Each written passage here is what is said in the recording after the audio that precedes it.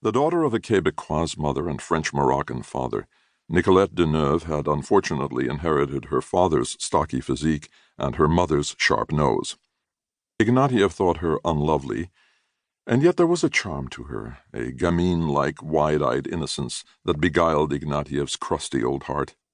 She was a physicist, bright and conscientious, not an engineering monkey like the braggart Gregorian.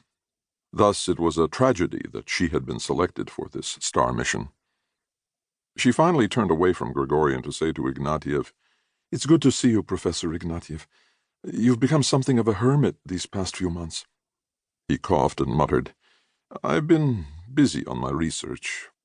The truth was he couldn't bear to be among these youngsters, couldn't stand the truth that they would one day return to Earth, while he would be long dead. Alexander Alexandrovich Ignatiev, by far the oldest man among the starship's crew, thought that Nikki could have been the daughter he'd never had. Daughter? He snapped at himself silently. Granddaughter, he corrected. Great-granddaughter, even. He was a dour astrophysicist approaching his 140th birthday. His short-cropped hair and neatly trimmed beard iron gray, but his mind and body still reasonably vigorous and active thanks to rejuvenation therapies. Yet he felt cheated by the way the world worked, bitter about being exiled to this one-way flight to a distant star. Technically, he was the senior executive of this mission, an honor that he found almost entirely empty. To him it was like being the principal of a school for very bright, totally wayward children. Each one of them must have been president of their school's student body, he thought, accustomed to getting their own way and total strangers to discipline. Besides, the actual commander of the ship was the artificial intelligence program run by the ship's central computer. If Gregorian is a chessboard knight, Ignatiev mused to himself, then what is Nikki? Not the queen. She's too young, too uncertain of herself for that.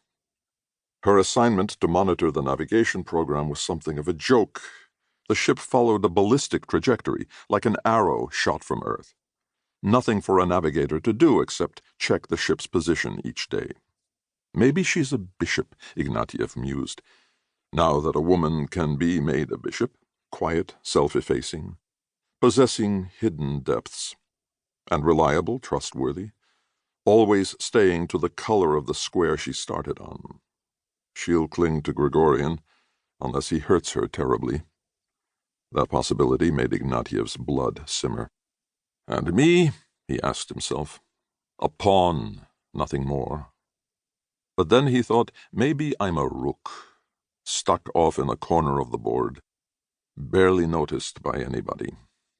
Professor Ignatiev is correct, said Gregorian, trying to regain control of the conversation. The proper term is astrogator.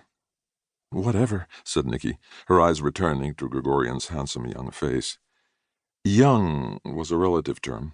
Gregorian was approaching 60, although he still had the vigor, the attitudes, and demeanor of an obstreperous teenager. Ignatiev thought it would be appropriate if the Armenian's face were blotched with acne. Youth is wasted on the young, Ignatiev thought. Thanks to life elongation therapies, average life expectancy among the starship crew was well above 200. It had to be. The scoop ship was named Sagan, after some minor 20th century astronomer. It was heading for Gliese 581, a red dwarf star slightly more than 20 light-years from Earth. For Ignatiev, it was a one-way journey.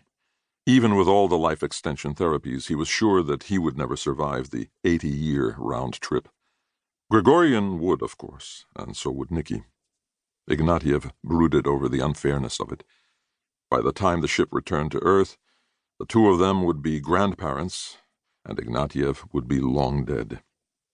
Unfair, he thought as he pushed himself up from the plush banquette and left the lounge without a word to either one of them. The universe is unfair. I don't deserve this, to die alone, unloved, unrecognized, my life's work forgotten, all my hopes crushed to dust. As he reached the lounge's hatch, he turned his head to see what the two of them were up to. Chatting, smiling, holding hands, all the subverbal signals that